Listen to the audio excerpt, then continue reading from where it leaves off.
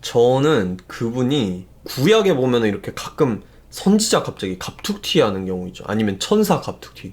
약간 그런 건 줄 알았어요. 선지자나 천사인 줄 알았어요. 안녕하세요 여러분, 랜선 선교사 담혜색입니다. 지난 시간에 하나님의 뜻에 대한 영상을 찍었었는데, 여기서 있었던 저의 일화, 그 시간 관계상 생략했던 노숙인들과의 대화를 생각보다 좀 요청하는 분들이 많더라고요. 그래서 좀 생각을 해봤습니다. 해서 얘기를 해드리려고 했는데, 생각보다 인상만 좀 많이 남아있고 대화가 기억이 많이 안 나더라고요. 몇 년 돼가지고. 근데 그럼에도 불구하고 깨달았던 것들, 그리고 제가 감동받았던 것들, 그런 것들에 대해서 좀 말씀을 드리려고 합니다. 궁금해하시는 분들이 있기 때문에. 그래서 약간 적어봤어요. 기억이 안 나서. 그래서 이거 보고 말씀을 드리도록 하겠습니다. 일단 그 장소 같은 경우에는 뉴욕 이제 맨하탄에 있는 34가의 펜스테이션이라는 그 기차역이죠. 기차역에 노숙인분들이 많이 계세요. 비를 피하고 뭐 바람을 피하고 하기 위해서.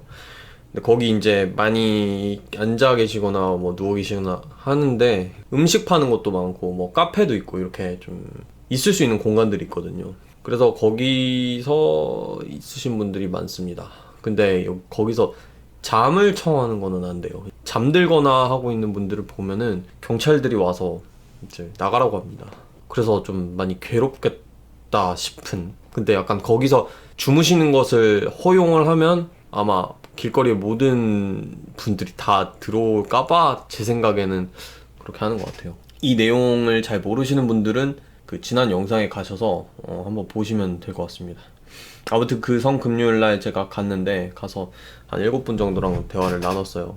한 3분? 4분 정도는 그냥 길게 대화를 못했고, 무를 이제 나눠드리면서 오늘이 어떤 날인지 아냐 라고 했을 때 모른다라고 했고, 오늘은 지저스 크라이스트께서 우리 위해서 돌아가신 날이다 이렇게 말씀을 드렸고, 그거에 대해서 그냥 좀 시큰둥하게 반응을 하고 가신 분들이 있었습니다. 더 대화를 할 수 있는 분위기가 아닌.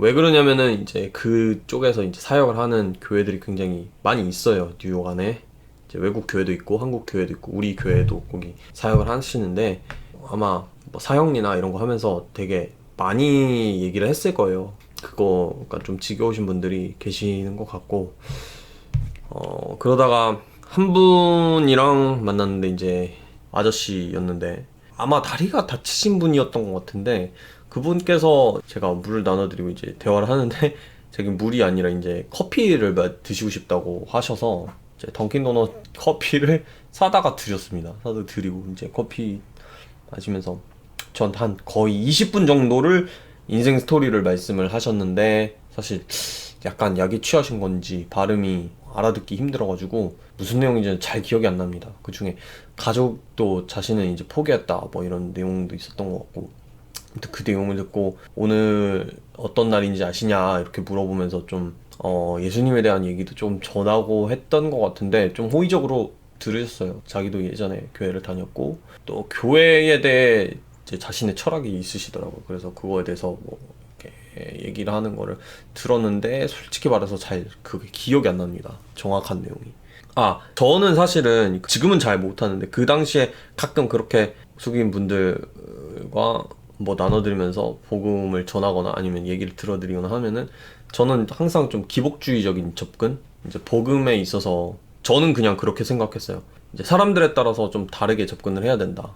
뭐 진짜 생활에 필요, 자기 집이 없는 그런 홈리스 분들에게는 복음을 통해서 이 세상에서 기복주의는 아니더라도 예수님을 믿음으로 인해서 우리가 마음의 평안, 그리고 소망과 하나님 나라의 꿈, 그리고 모든 것이 회복될 것이라는 그런 것들을 얻을 수 있다, 이런 식으로 얘기를 하지, 막 당신 죄인입니다 막 이런 식으로 안 하거든요. 좀 이제 그런 부분에 강조를 해서 항상 이야기를 했던 것 같아요, 만약에 기회가 된다면.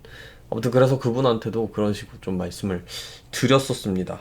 그리고 나서 한 분이 기억난다. 한 여자분이었는데 좀 할머니 분이었는데, 그분께 제가 물을 이렇게 드렸을 때 그냥 받으셨고, 그 다음에 제가 항상 이름을 여쭤보거든요. 이름을 여쭤보고 뭐 나중에 혹시 기도를 해드리거나 그렇게 할 수도 있어서 이름을 여쭤봤는데, 그때 제가 처음 겪는 일이 있었어요. 이름이 왜 궁금하냐고 이제 화를 내시는 거예요. 확 되게 날카롭게 화를 내셨던 기억이 나요. 그래서 화를 확 내시는데 솔직히 순간적으로 좀 되게 짜증이 났었어요.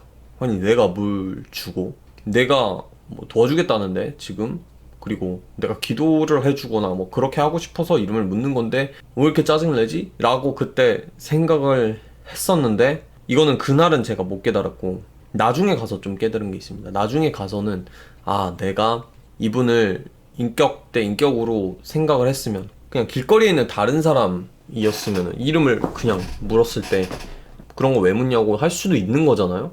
근데 이분이 노숙인이고 내가 물을 드렸기 때문에 나는 이 사람의 이름을 물어서 반드시 이제 들어야만 할 권리가 있다, 이렇게 생각을 했던 것 같아서 그때 좀 알게 모르게 되게 교만한 마음을 가지고 있었고, 나는 이 사람들을 위한다라고 생각을 하지만 철저히 구분을 하고 있었구나라는 생각을 그때 했었습니다. 이제 마지막으로 흑인 여자분 한 분을 만났습니다. 그분은 제가 비교적 뚜렷하게 기억이 나요. 어떻게 생기셨는지까지 다 기억이 납니다. 왜냐면 그분과의 대화가 좀 강렬히 인상이 남아서 이렇게 짐 보따리 같은 거 되게 많이 이렇게 끌고 다니셨는데, 저는 그분이 구약에 보면 이렇게 가끔 선지자 갑자기 갑툭튀 하는 경우 있죠. 아니면 천사 갑툭튀, 약간 그런 건 줄 알았어요. 선지자나 천사인 줄 알았어요. 그분이랑 얘기를 하다가 성금요일에 대해 얘기를 하고 이제 예수님에 대해 얘기를 시작을 하고 했는데, 그분께 제가 항상 하던 그런 기복주의는 아니어도 이제 소망에 집중되고 뭔가 이제 우리의 고통이 해방되는 복음의 측면에 대해서 제가 얘기를 해드리려고 했는데, 갑자기 저에게 오히려 이제 설교를 해주셨는데, 어떤 설교였냐면 기성교회들의 기복주의를 비판하는 설교를 하셨어요. 미국 기성교회들의 기복주의를. 그러니까 요즘 사람들은 복음의 정수를 모르고 회개해야 되는 그런 마음가짐이 없고 복음 믿어서 잘 먹고 잘 살려고 하고 복 받으려고만 하고 자기의 삶이 나아질 거라고만 하고, 그러면서 약간 기복주의 비판 설교를 저한테 하시는 거예요. 평소에 그런 생각이 많으셨나 봐요. 근데 이것도 제 편견인데 저는 좀 충격을 많이 받았어요. 이런 어려운 상황에 있는 사람에게는 복음 믿어서 이 세상에서든 아니면 뭐 죽어서든 반드시 잘 될 것이다, 이런 접근만 해야 된다, 이런 식으로 생각했는데 그것도 나의 교만일 수도 있겠구나 라는 생각이 그때 확 들면서 반성을 많이 하게 되더라고요. 내가 너무 판단을 했구나. 이런 사람들이라면 당연히 그런 메시지를 좋아하겠지. 갑자기 저한테 기복주의 비판을 하시면서 복음의 정수를 알려주시니까 예수님의 삶을 따라야 된다라고, 복 받는 게 아니라. 그러니까 좀 벙쪄가지고 그냥 듣고 있었습니다. 예수님 따랐던 사람들이 대부분 가난한 사람들이잖아요. 엄청 권력층들은 거의 따르지 않았잖아요.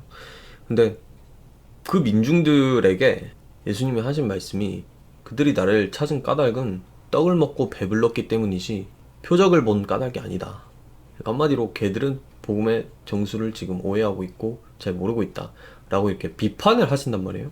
근데 그 비판이 되게 애정 어린 거였구나. 왜냐면은 예수님이 만약에 민중한테는 그냥 떡 먹고 배불려주는 게 최고고 나는 걔들한테 그렇게 해줄 거야 라고 했다면 오히려 예수님이 그들을 무시하는 것일 수도 있었을 것 같아요.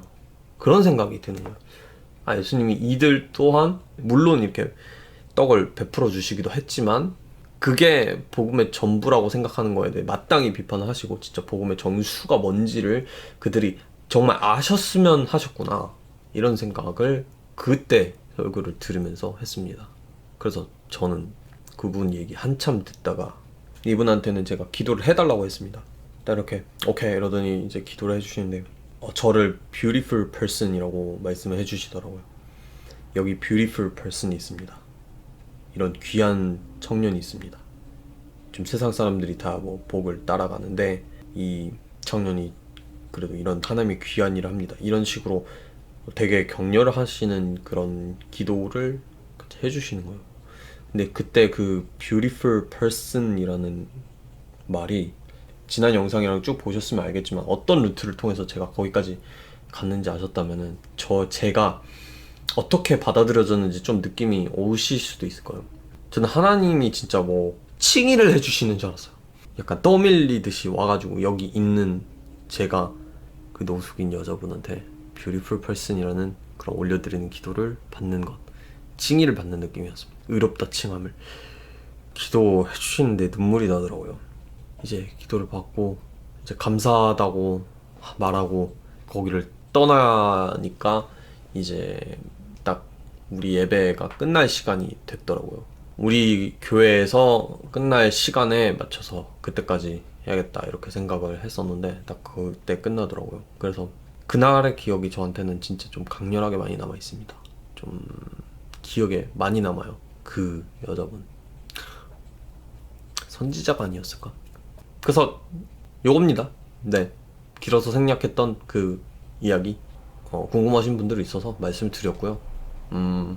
이거를 통해서 제가 느꼈던 것, 제가 깨달았던 것을 조금이라도 전달을 할 수 있다면 좋을 것 같습니다. 도움이 되셨으면 하고요. 오늘도 봐주신 여러분 감사합니다.